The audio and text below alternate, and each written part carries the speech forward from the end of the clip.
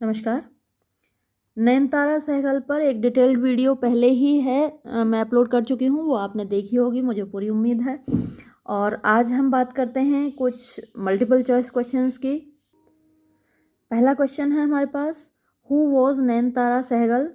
आप पहले ही परिचित हैं। और ऑप्शंस हमारे पास हैं, daughter of Vijaya Lakshmi Pandit, wife of Mangat Rai, famous political novelist, all of these. तो आपको मालूम ही है कि ये विजय लक्ष्मी पंडित की बेटी थी और मंगत राय इनके दूसरे पति थे। पहले जो पति थे उनका सरनेम तो सहगल था, गौतम सहगल उनका पूरा नाम था। तो गौतम सहगल के बाद उन्होंने मंगत राय से शादी की। तो ये बात भी सही है कि she was the daughter of Vijaya Lakshmi Pandit, और मंगत राय की पत्नी थी, ये उनके दूसरे पति हैं। और फेमस पॉलिटिकल नॉवेलिस्ट तो वो हैं ही, पॉलिटिकल नॉवेल्स लिखती हैं, तो इसका सही उत्तर होगा all of these. Next question है हमारे पास, Nayantara passed her graduation from, यानी नयनतारा सहगल ने अपना ग्रेजुएशन कहाँ से पास किया? ऑप्शंस हैं, Wellesley College, Saint James College, King's College, none of these. तो पिछला वीडियो अगर आपने देखा है तो आपको याद होगा कि उन्होंने वेलेजली कॉलेज से अपना ग्रेजुएशन पास किया था। थर्ड क्वेश्चन है, what is the name of her husband? तो उनके पति का नाम क्या है? अब पहला क्वेश्चन आपने देखा कि वाइफ ऑफ मंगत राय, और मैंने आपको तभी बताया था कि मंगत राय उनके दूसरे पति हैं। अब यहाँ जो नाम दिए गए हैं, राम मनोहर और Gautam Sahgal, Mangat Sahgal, none of these. तो आपको पता मंगत सहगल नहीं, मंगत राय हैं। तो अगर मंगत राय भी यहाँ पर होता, सहगल की जगह यहाँ राय लिखा होता, तब तो आपके लिए बड़ी दिक्कत खड़ी होने वाली थी, आप तो प्रॉब्लम में फंस जाते। लेकिन शुक्र है यहाँ पर राय नहीं टाइप्ड है, यहाँ सहगल लिखा हुआ है, और मंगत तो राय थे, इसलिए यहाँ हमारा सही उत्तर होगा गौतम सहगल। तो ये उनके पहले पति थे गौतम सहगल, और दूसरे पति थे मंगत राय। और नेक्स्ट क्वेश्चन हमारे पास है, हालांकि ये वाइफ और हस्बैंड के क्वेश्चन नहीं पूछे जाने चाहिए, लेकिन एग्जामिनर तो कुछ भी पूछ सकता है आपसे। वैसे जो पहला क्वेश्चन था ना हमारा, जिसमें कि उनको डॉटर ऑफ विजय लक्ष्मी पंडित, ये तो अक्सर पूछ लिया जाता है, क्योंकि ये वाला जो क्वेश्चन है इम्पोर्टेंट है। विजय लक्ष्मी पंडित की बेटी हैं नयनतारा सहगल, और विजय लक्ष्मी पंडित तो जाना माना नाम है, आपको मालूम ही है। वो बहन हैं किसकी? जवाहरलाल नेहरू की हैं, क्या थी वो। और इस तरीके से जो इंदिरा गांधी हैं वो बहन हुई नयनतारा सहगल की, लेकिन कज़िन। अच्छा, नेक्स्ट क्वेश्चन हमारे पास क्या है, इन विच ईयर, यानी किस साल, शी रिसीव्ड, उन्होंने प्राप्त किया साहित्य एकेडमी अवार्ड? तो किस साल उनको साहित्य एकेडमी अवार्ड मिला? ये क्वेश्चन के लिए मैंने आपसे पहले भी कई बार कहा है कि अपनी नोटबुक में एक लिस्ट बना लीजिए। एक साइड तो आप लिखिए ऑथर्स के नाम, क्योंकि आपके सिलेबस में जितने भी ऑथर्स हैं उनमें से ज़्यादातर को साहित्य एकेडमी अवार्ड मिला हुआ है। तो एक साइड 9 तो ऑथर्स हैं जो अभी आपने पढ़े हैं, 9 ऑथर्स हैं, तो उन 9 ऑथर्स के नाम लिख लीजिए, और एक साइड फिर साहित्य एकेडमी अवार्ड मिलने का साल। तो यहाँ ऑथर्स नेम, फिर एक कॉलम बनाइए ईयर ऑफ अवार्डिंग साहित्य एकेडमी अवार्ड, और फिर उस किताब का नाम भी लिख लीजिए जिस किताब के लिए उनको साहित्य एकेडमी अवार्ड मिला, और थोड़ा सा उस किताब के बारे में पढ़ भी लीजिए, क्योंकि अक्सर उस किताब से सवाल पूछे जा सकते हैं। तो इतना काम ज़रूर आप अपनी नोटबुक में कर लीजिए।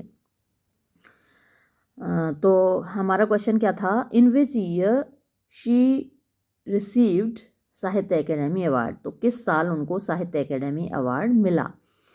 हमारे पास ऑप्शंस क्या क्या हैं, 1983, 1985, 1984 और 1986। तो अगर पिछला वीडियो देखा होगा आपने तो आपको याद ही होगा कि उनको साहित्य एकेडमी अवार्ड मिला 1986 में। नेक्स्ट क्वेश्चन है व्हाट इज़ द नेम, क्या नाम है ऑफ द नॉवल, उस उपन्यास का। देखिए मैंने अभी आपसे ये बात कही थी और ये बात सामने आ गई।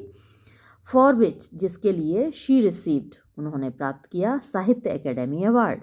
तो किस नॉवल के लिए उनको साहित्य एकेडमी अवार्ड दिया गया। ऑप्शंस हमारे पास हैं lesser breeds, rich like us, storm in Chandigarh, a voice for freedom.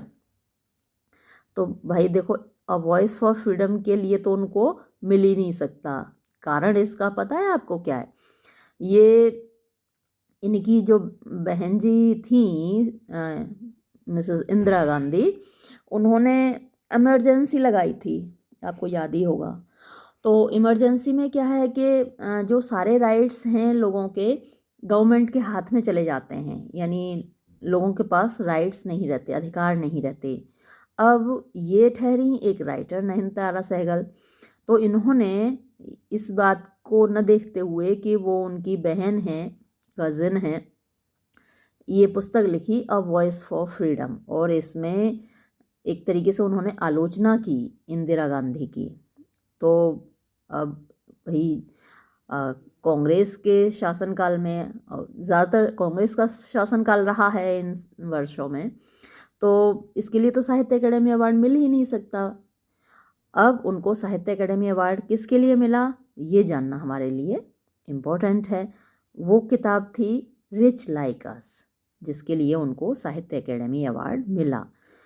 अच्छा, इसका जिक्र मैंने क्यों किया अ वॉइस फॉर फ्रीडम, क्योंकि ये एक बड़ी इम्पोर्टेंट किताब है और इसके बारे में आपसे सवाल पूछा जा सकता है कि आखिर इसमें क्या चीज़ है, इसकी विषय वस्तु क्या है, इसकी थीम क्या है, तो ये आपसे पूछा जा सकता है। तो हमारे इस सवाल का जवाब क्या था, रिच लाइक अस। तो उनको जो साहित्य एकेडमी अवार्ड मिला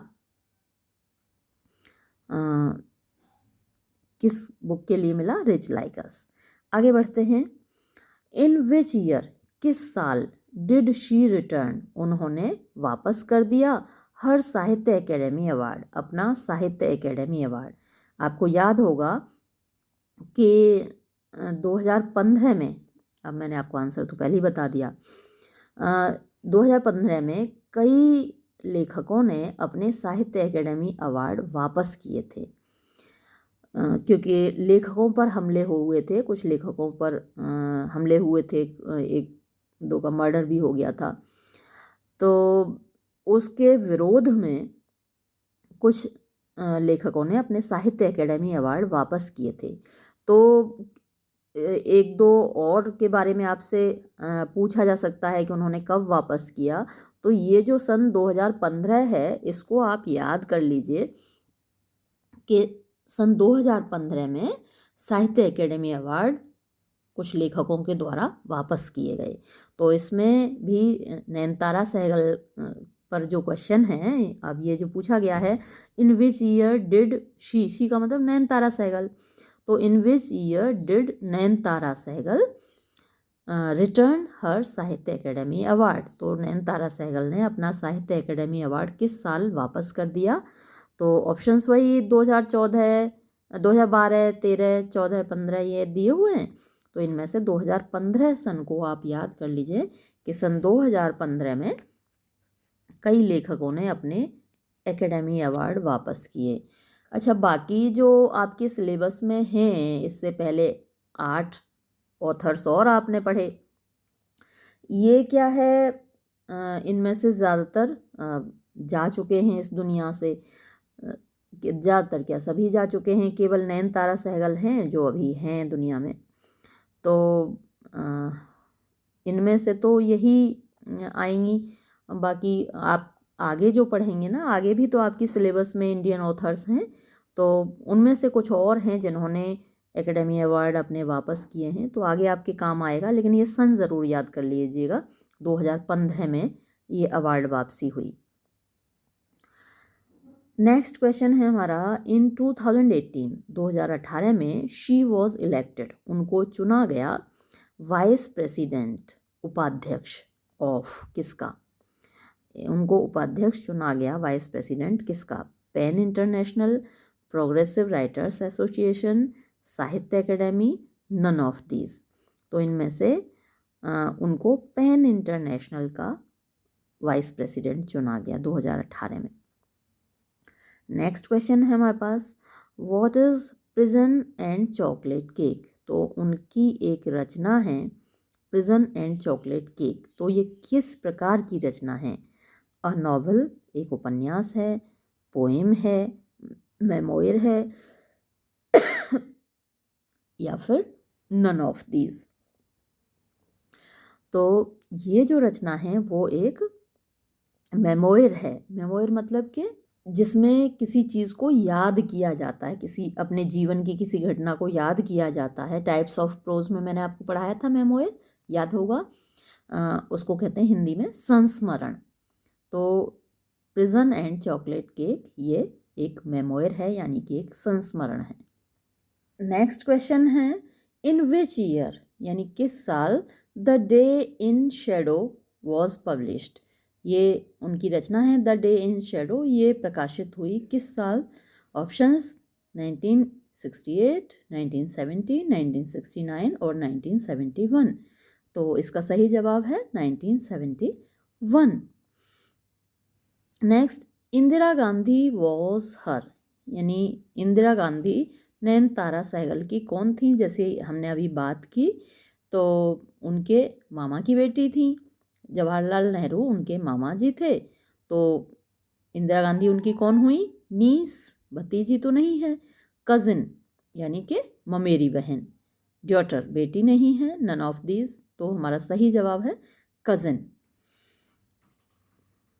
नेक्स्ट क्वेश्चन है, व्हेन, कब द नॉवल, उपन्यास a time to be happy, ये उनके उपन्यास का नाम है, वॉज पब्लिश्ड, प्रकाशित हुआ। इसके ऑप्शंस 1963, 1965, 1964, 1966 ये दिए हुए हैं। और भी मैंने एक दो बुक्स में देखा तो वहाँ भी इसी तरीके से ऑप्शंस दिए हुए थे, और आंसर बताया गया है कई जगह पर 1963, लेकिन ये आंसर तो गलत है। 1963 में तो उनका फिर से एडिशन निकला था, यानी एक किताब एक बार पब्लिश होती है, फिर पब्लिश होती है, फिर पब्लिश होती है, तो एक बार मतलब बिक जाती हैं कॉपीज़, तो अगली बार फिर पब्लिश होती हैं, पुनः प्रकाशन होता है।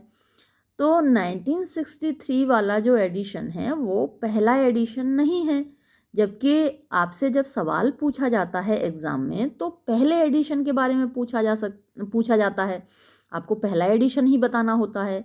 तो इन चारों ऑप्शंस में से कोई भी ऑप्शन सही नहीं है। इसका सही जवाब होना है 1958, a time to be happy. ये जो नॉवल है हालांकि 1963 में भी पब्लिश हुआ है, लेकिन पहला पब्लिकेशन तो उसका 1958 का है। तो सही जवाब तो यही है। आप अलग से नोट कर लीजिएगा अपनी कॉपी में कहीं, अगर आपके एग्ज़ाम में आए और उसमें ये ऑप्शन हो 1958, तो आपको यही मार्क करना है, यही सही जवाब है इसका 1958। 1963 कई जगह दिया हुआ है, बुक्स में दिया हुआ है, लेकिन वो सही जवाब नहीं है। मैंने कंफर्म किया और कंफर्म करने के बाद फिर आपके लिए ये मैंने नोट किया है कि आप इसको लिख लें। और अगर नहीं आए, मान लीजिए ऑप्शंस में ही ना हो 1958, जैसा कि आप देख रहे हैं यहाँ बुक में ऑप्शंस में ही नहीं है, तब तो आपको मजबूरी में 1963 लगाना पड़ेगा, क्योंकि उसका अगला एडिशन 1963 का है। लेकिन अगर 1958 है तो आपको यही ऑप्शन चूज़ करना है।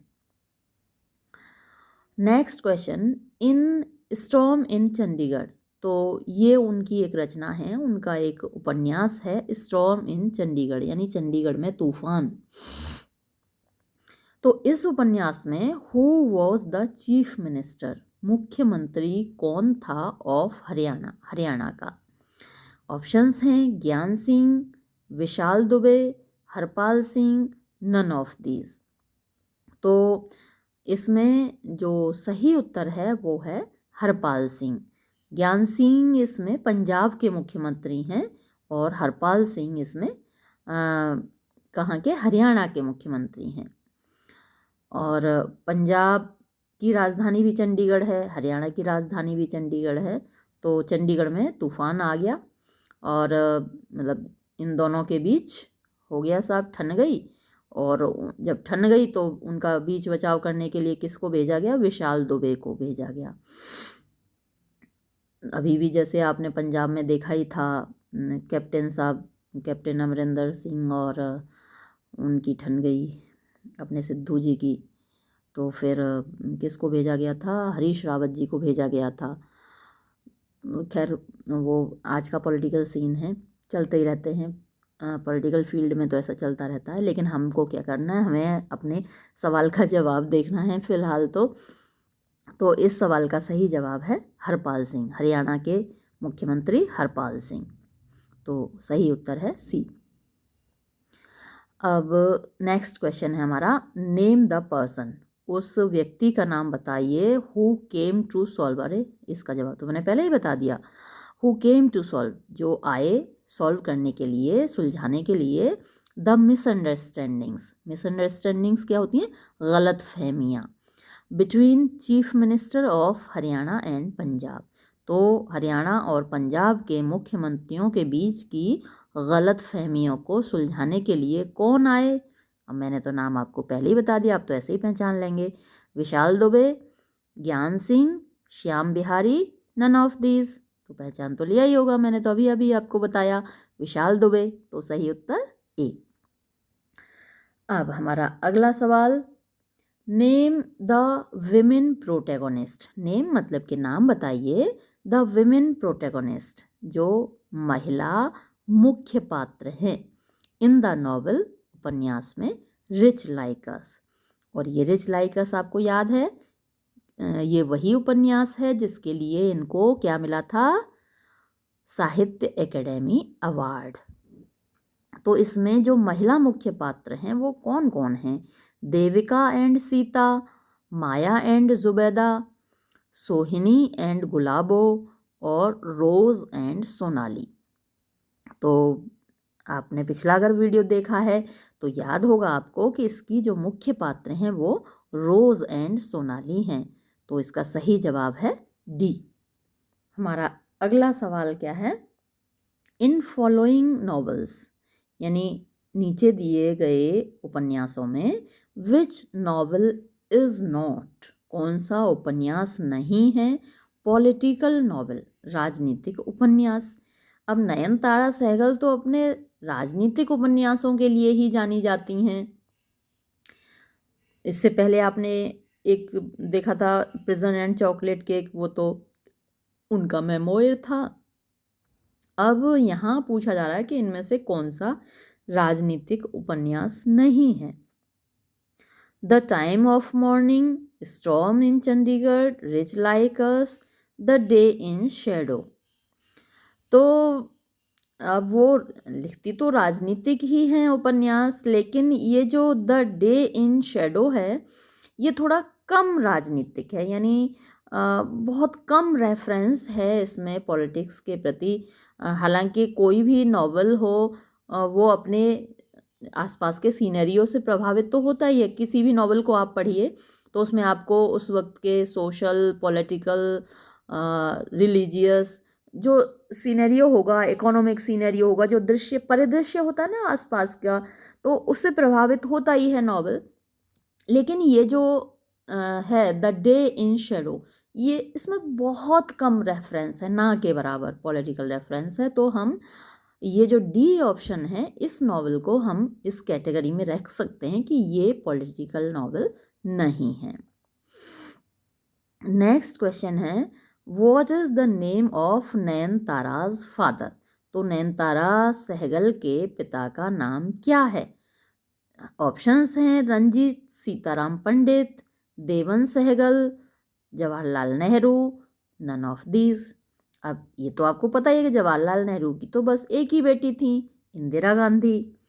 और सहगल मैंने आपको बताया कि उनको सरनेम मिला था उनके पति से, और जिनका नाम गौतम सहगल था। तो देवन सहगल तो हुआ नहीं उनके पिता का नाम, जाहिर सी बात है उनके पिता का नाम था रंजीत सीताराम पंडित, और उनकी माँ का नाम तो आप जानते ही हैं, विजय लक्ष्मी पंडित। विजयलक्ष्मी पंडित रंजीत सीताराम पंडित, और उनकी बेटी नयनतारा पंडित हुई, लेकिन शादी की उन्होंने गौतम सहगल से, तो उनका नाम हो गया नयनतारा सहगल। बाद में हालांकि उन्होंने मंगत राय से शादी की, लेकिन उन्होंने सरनेम वही रखा अपना, नयनतारा सहगल। अब अगला सवाल, सनद is the protagonist of which novel?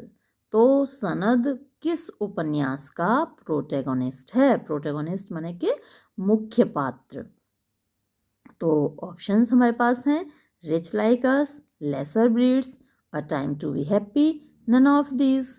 तो पिछले वीडियो में भी हमने बात की थी, सनद जो प्रोटैगनिस्ट है वो है a time to be happy इस उपन्यास का। Next question, in which year mistaken identity was published? तो मिस्टेकन आइडेंटिटी उनकी एक रचना है, वो किस साल प्रकाशित हुई? ऑप्शंस हैं 1986, 1988, 1987, 1989। तो इसका सही जवाब है 1988। हमारा आखिरी सवाल है, in which year a voice for freedom was published? यानी अ वॉइस फॉर फ्रीडम कब प्रकाशित हुई? और मैंने इसके बारे में बात भी की थी, ये क्यों इम्पोर्टेंट है ये वाली किताब। इमरजेंसी लगी थी भारत में, तभी ये प्रकाशित हुई थी। उन्होंने अपनी बहन के खिलाफ आवाज़ उठाई थी। तो अब ऑप्शंस हमारे पास हैं 1974, 1975, 1976, 1977, और इसका सही जवाब है 1977। ये जो बुक है अ वॉइस फॉर फ्रीडम, आज़ादी के लिए आवाज़, ये प्रकाशित हुई 1977 में।